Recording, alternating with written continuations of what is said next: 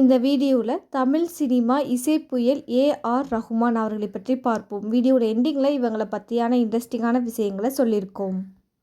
A.R.. Rahman பிறந்த தேதி 6/1/1967. உயரம் 165 centimetre. School Padma Sastri Bal Bhavan, Chennai. College Madras Christian college, Trinity College of Music, Oxford University, United Kingdom. A R. Rahman sir Muslim ஆகிறதுக்கு முன்னாடி அவரோட பேர் திலீப் குமார். இவரோட அப்பா பேர் சேகர். ரஹ்மான் சாரோட அப்பாவும் ஒரு இசைக்கலைஞர் தான். ரஹ்மான் சார் 9 வயசாக இருக்கும்போது அவங்க அப்பா இறந்து போயிட்டாங்க. அந்த டைமில் இவங்க ரொம்பவே கஷ்டப்பட்டுருக்காங்க. அவங்கக்கிட்ட இருந்த இசைக்கருவிகளை எல்லாத்தையும் வெளியில் வாடகைக்கு விட்டு தான் அது மூலியமாக தான் குடும்பத்தை பார்த்துக்கிட்டாங்க அவங்க அம்மா. ரஹ்மான் சாரோட friends drums Sivamani, Antony, Suresh, Jojo, Peters இவங்க எல்லாம் ஒன்றா சேர்ந்து தான் ரஹ்மான் சார் கூட கீபோர்டு வேலையில் ஒன்றா பண்ணியிருக்கிருந்தாங்க. Ilaiyaraaja sir, M S. விஸ்வநாதன், குன்றக்குடி வைத்தியநாதன் இவங்க கிட்ட தான் ரஹ்மான் சார் இசையை கற்றுக்குறாங்க. அதுக்கப்புறம் தான் இவங்க ஃப்ரெண்ட்ஸ் எல்லாம் சேர்ந்து ஸ்டூடியோ மாதிரி ஒன்று ஆரம்பிக்கிறாங்க. ரஹ்மான் சாரோட 23 வயசில் தான் அவங்க இந்துலேருந்து முஸ்லீமாக மாறுறாங்க. அதுக்கப்புறம் தான் அவர் ஷாயிரா பானு அவங்கள மேரேஜ் பண்ணிக்கிறாங்க. இப்போ ரஹ்மான் சாருக்கு 3 பசங்க இருக்காங்க, 2 பொண்ணுங்க இருக்காங்க, கதிஜா, ரஹீமா. பையன் பேர் அமீன். அவங்க கதிஜா அவங்க பொண்ணுக்கு இப்போ தான் ரீசெண்டாக மேரேஜ் ஆச்சு. நம்ம எல்லாருக்கும் தெரியும், ரொம்ப பிரபலமாக நடந்தது. அவங்க பொண்ணு ஒரு பாடகி, அவங்க பையனும் ஒரு பாடகர். ரஹ்மான் சார் ஃபஸ்ட்டு ரோஜா என்ற படத்துக்கு தான் இசையமைச்சிருக்காங்க. அந்த படம் பெரிய அளவில் ஹிட்டு கொடுத்த அந்த பாட்டில் எல்லாமே ரொம்ப பெரிய அளவில் ஹிட்டு கொடுத்தது மட்டும் இல்லாமல் சார் அதுக்கான அவார்டு கூட வாங்கியிருக்காங்க.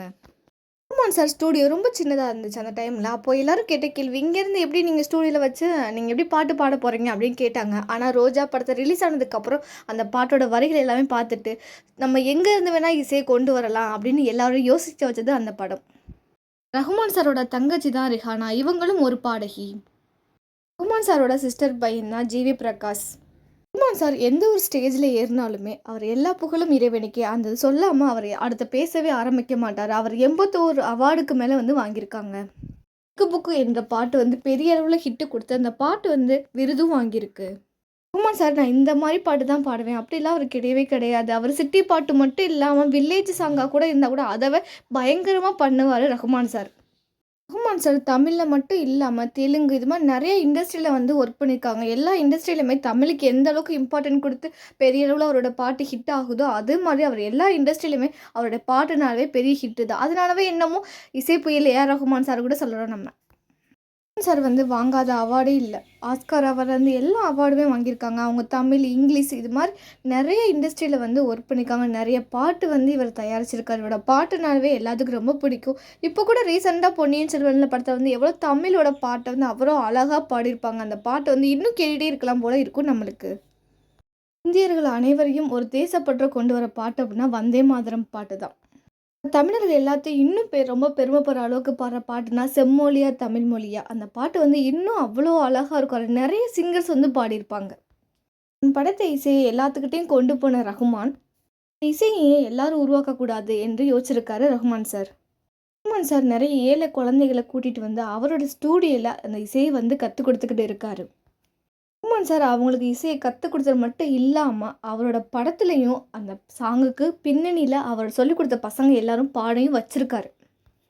எனக்கு கிடைச்ச வாய்ப்பை தான் பிள்ளைகள் மட்டும் இல்லாமல் அவர் சொல்லிக் கொடுத்த ஸ்டூடெண்ட்ஸுக்கும் போய் சேரணும் அப்படின்னுக்காக அவர் என்ன ஒரு படத்தில் ஒரு சாங் இது பண்ணானோ அதில் பின்னணியாக அவங்களோட ஸ்டூடெண்ட்ஸும் இருப்பாங்க.